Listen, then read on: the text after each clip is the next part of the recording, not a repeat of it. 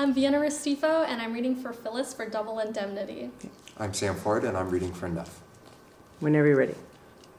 I used to peddle vacuum cleaners. Not much money, but you learn a lot about life.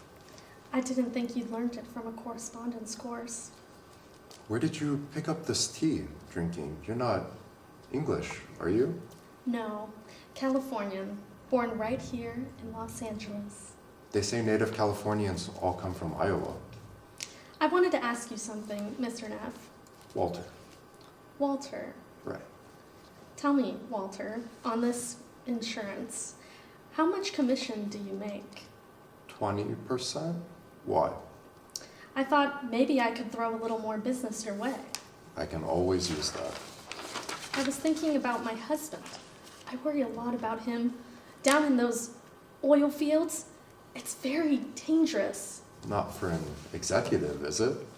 He doesn't just sit behind a desk. He's right down there with the drilling crews. It's got me worried sick. You mean a crown block might fall on him on some rainy night. Please don't talk like that. But that's the idea.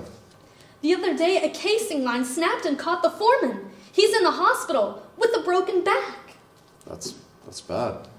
It's got me jittery just thinking about it. Suppose something like that happened to my husband. It could. Don't you think he ought to have accident insurance? Mm-hmm. What kind of insurance could he have?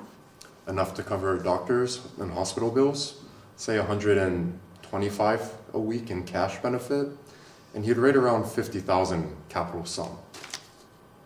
Capital sum? What's that? That's if he got killed. Maybe I shouldn't have said that. I suppose you have to think of everything in this business. Mr. Dietrichson would understand. I'm sure I could sell him on the idea of accident protection. Why don't you let me talk to him? You could try, but he's pretty tough to get going. They're all tough at first. He's got a lot on his mind. He doesn't want to listen to anything except maybe a baseball game on the radio. Sometimes we'll sit all evening without saying a word to each other. Sounds pretty dull. So, I just sit and knit. Is that what you married him for? Maybe I like the way his thumbs hold up the wool. You know, anytime his thumbs get tired, I want to ask you something, Mr. Neff.